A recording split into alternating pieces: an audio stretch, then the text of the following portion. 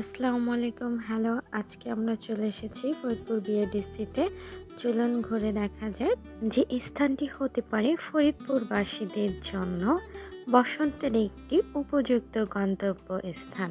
কিছুটা সময়ের জন্য মনে হবে আপনি হারিয়ে গেছেন সূর্যমুখীর বাগানে। আসলে সূর্যমুখীর বাগান নয়, বলা যায় সূর্যমুখীর রাজ্য।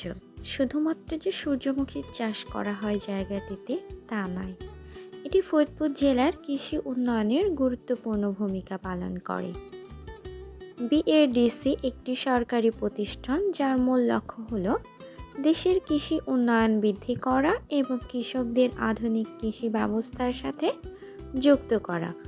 ফরিদপুরের বিএডিসির কার্যক্রম বিশেষভাবে কৃষকদের সেচ সুবিধা, উন্নত মানের বীজ সরবরাহ এবং কৃষি উপকরণ বিতরণের মাধ্যমে পরিচালিত হয়।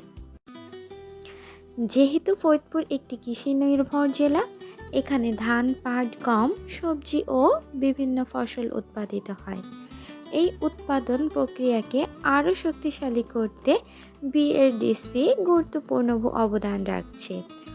উন্নত ও উচ্চ ফলনশীল বীজ সরবরাহের মাধ্যমে কৃষকদের উৎপাদন বাড়াতে সাহায্য করছে প্রতিষ্ঠানটি। পাশাপাশি সেচ ব্যবস্থা উন্নয়নেও বিএডিসি কাজ করছে, যাতে খরার সময় বা পানির স্বল্পতায় কৃষকরা ক্ষতির মুখে না পড়ে। বিএডিসি শুধু উপকরণ সরবরাহেই সীমাবদ্ধ নয়, তারা কৃষকদের পরামর্শ ও দিক নির্দেশনাও দিয়ে থাকে। তাই আপনার পরিবার এবং প্রিয়জনকে সাথে নিয়ে চলে আসতে পারেন ফরিদপুরের বিএডিসির বা সূর্যমুখীর রাজ্যে।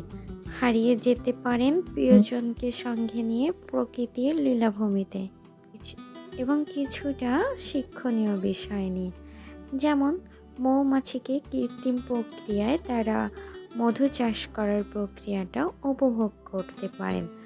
এই সূর্যমুখীর ফুল থেকেই তারা উৎপাদন করছে মধু।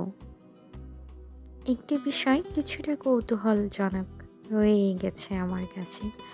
সূর্যমুখী সূর্যের দিকে থাকে কথাটা, কিন্তু সূর্য যখন ছিল এবং ফুলগুলো তার বিপরীত মুখে বা বিভিন্ন দিকেই ছিল, শুধুমাত্র যে সূর্যের দিকেই তাকিয়ে আছে তেমনটা ছিল না, যার কারণে বিষয়টা নিয়ে আমার কিছুটা ধোঁয়াশা রয়েই গেল।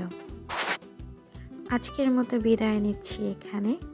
তবে ভুলবেন না অবশ্যই প্রিয়জনকে নিয়ে ভালোবাসা বা বসন্তে ঘুরে আসতে পারেন বাসন্তী সূর্যমুখীর রাজ্যে।